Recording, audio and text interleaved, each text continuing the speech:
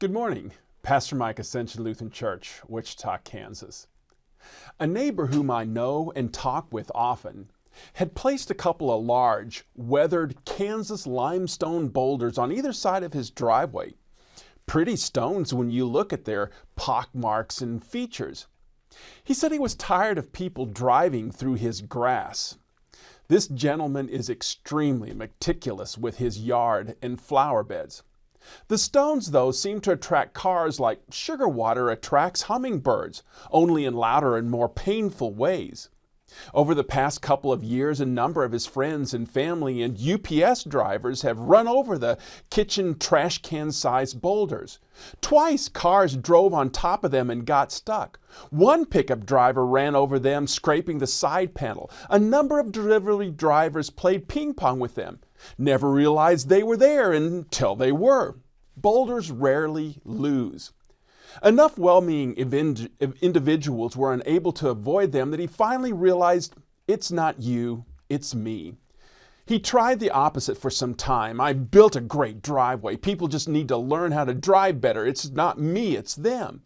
He had a change of heart after a delivery driver manhandled the largest chunk of limestone like a pro linebacker facing a Pop Warner team.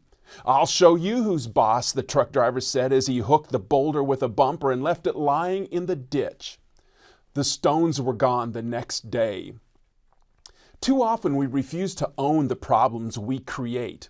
Our anger, our ego, our habit of speaking before listening, our treating coworkers condescendingly, our assuming people aren't paying attention when in reality they're tired of us forcing something down their throat. Our making a driveway too narrow.